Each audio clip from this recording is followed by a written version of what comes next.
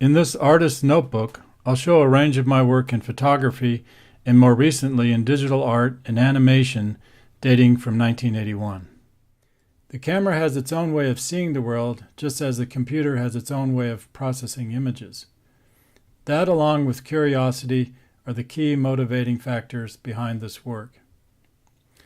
The simulation you now see demonstrates how a person can interact with a video application on screen using only hand gestures.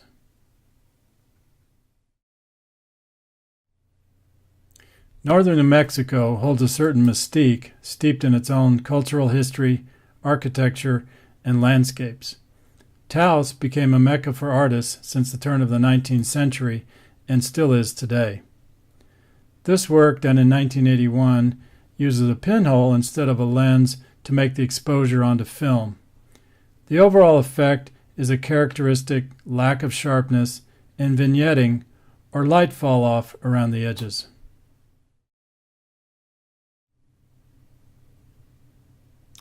Drawing with a flashlight in front of the camera, so-called light drawings, is a well-known technique. The results vary with every exposure, and before digital cameras were around, as in this case, there was no easy way to review the images. That made it even more of a challenge and more of a surprise. The prints were selectively developed by brushing on the developer in the darkroom. Other effects were achieved by using rubber cement to resist parts of the image from the developer and by sandwiching negatives during printing. The lessons learned from pinhole photography and light drawings were used to set up another challenge. Would it be possible to make compelling photographs with no single point of view?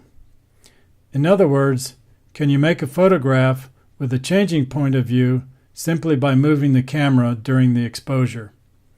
In this series of nudes, the subjects were in focus, but the camera was moving during the exposure.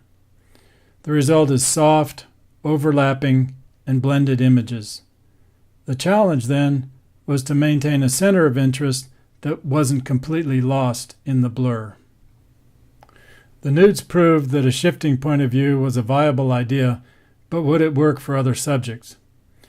This idea was put to the test in 2006 with a trip to Italy and several countries after that.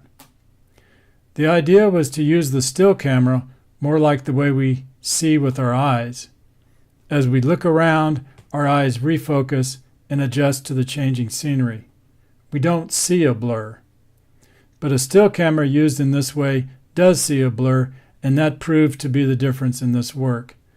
It's the difference between the way we see and the way the camera sees. The motion is captured in one frame instead of a sequence of frames as done with the video camera. The images you're seeing now are those of the Grand Canyon taken in 2013 and 2014. That project was a continuation of the work done traveling overseas, but this time with more of an emphasis on nature and the natural environment.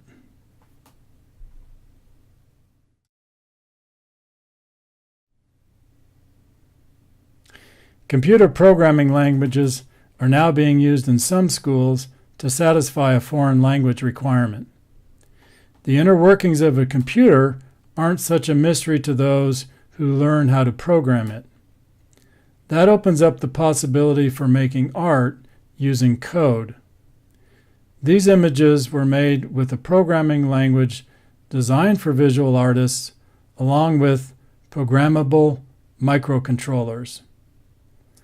The images are a sharp turn from the previous work, but still an investigation of how the camera sees and how computers process images. These tools open up a whole new way of reinterpreting still photographs and live webcam streams. From here, it's possible to create digital video mapped to a 3D cube, rotating in space, to mobile applications that react to touch, to wall-sized video projections controlled by hand gestures. This final animation is modeled after the later works of Piet Mondrian. His primary colors, black lines, animate in space while expanding out, becoming transparent, shrinking down to lines, becoming monochromatic, shrinking further into dots, and finally ending in a field of dots, as if in the digital brain of the computer or in the outer reaches of the cosmos.